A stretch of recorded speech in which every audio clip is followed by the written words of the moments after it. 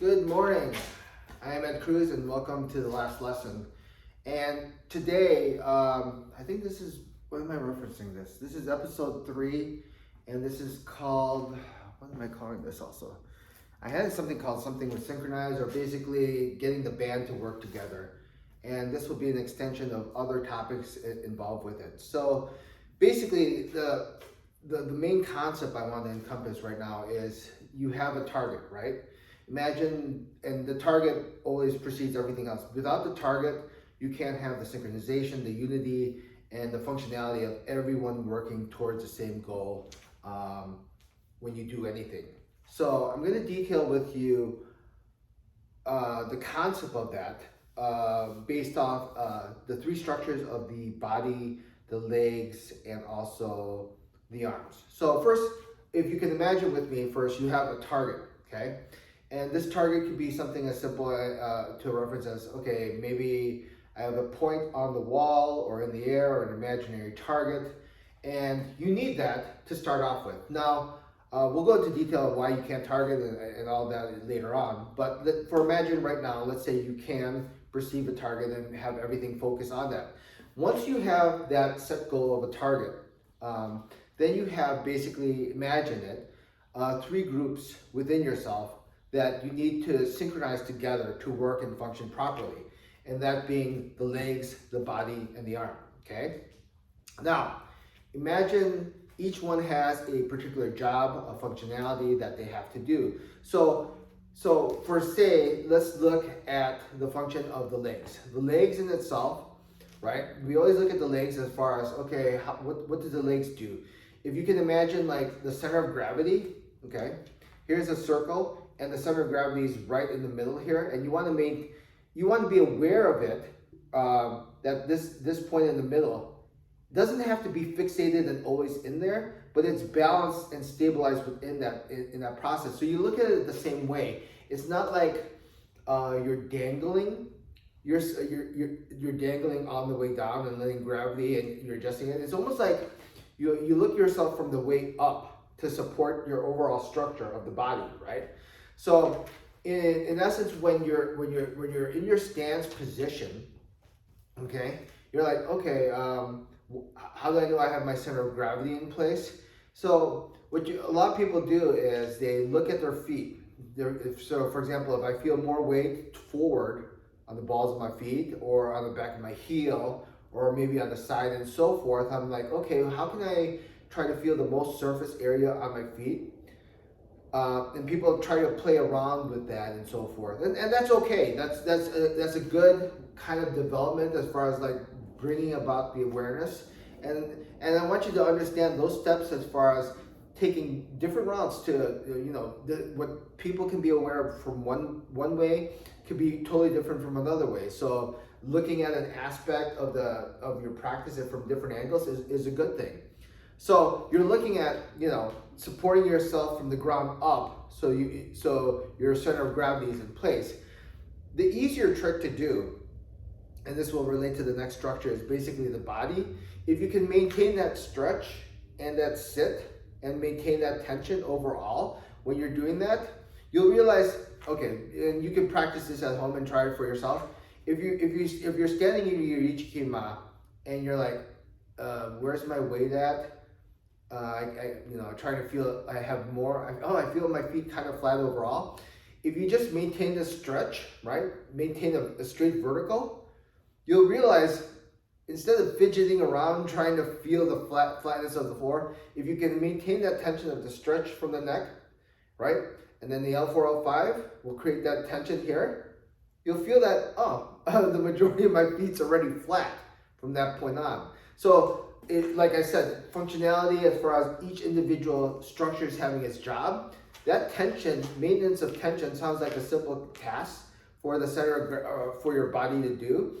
But a lot of times, once you engage, basically maybe footwork, even motion of punching, this tension that you maintain, let's say it's like five pounds of tension, you may lose that tension, or it should have an adjustment to it, but it may become too tight, it may be too loose. You have to have the right tension to make a flexible change within the body center of gravity, okay? So going back to finding, okay, where's my center of gravity awareness? This overall tension should initiate the right start from the get-go, and then we lead to the stance where if you're trying to find yourself from the ground up, evenly supporting yourself by just having yourself straight, that and with a little tension on the knee, based off that, you'll find that, oh, that's easier for me to find that center of gravity and maintain it on the vertical axis, okay? So I actually should have started that off first with the body and then the legs, but whatever, you know, everything I do is shooting from the hoop or from the waist or whatever. I don't fucking know. All right. From that, so you have the functionality of the legs and then you have the functionality of the body, each one having their own particular job. Then you look onto it as far as the arms. The arms itself has to do a certain motion, right? The punch motion is functioning a certain way. If per se, let's say you can't get the coordination between the two hands, right? Let's say my hands are moving. There's one thing to have the hands moving, but you're trying to get the synchronization of all three structures together to get to the target.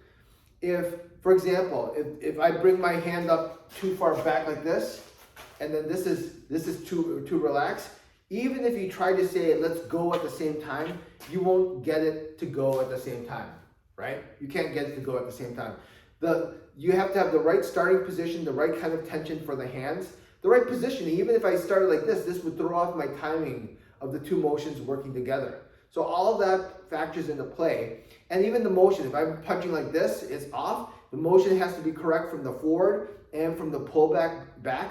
So there's a whole detail onto that. But you can see that without the proper motion of the hands functioning together, you won't get the timing correct for the hands to do its job properly.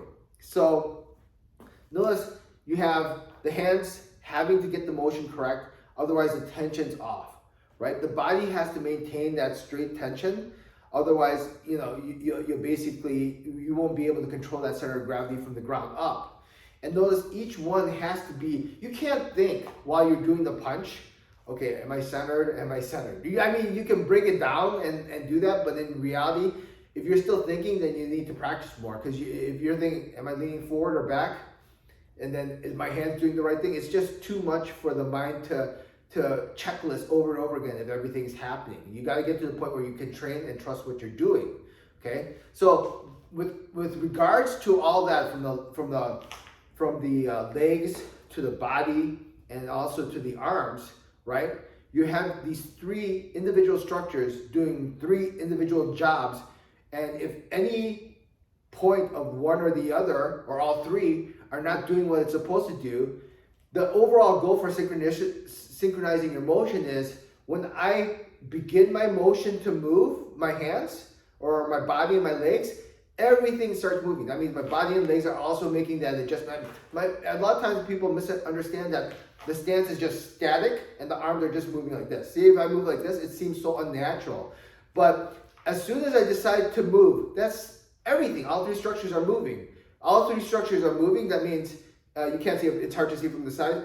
My body's making an adjustment, my legs are making an adjustment, my arms are making an adjustment to move, and it's actually moving. And then when I stop, boom, I stop, my arms stop, my body stops, and my leg stops all at the same time. And you don't think that process through, right? You're not thinking, okay, everybody, let's move. Everybody, let's stop. You don't think that, right? You don't think that. You have to do the things that create the proper tension and motion that lead to the synchronicity of leading to the target.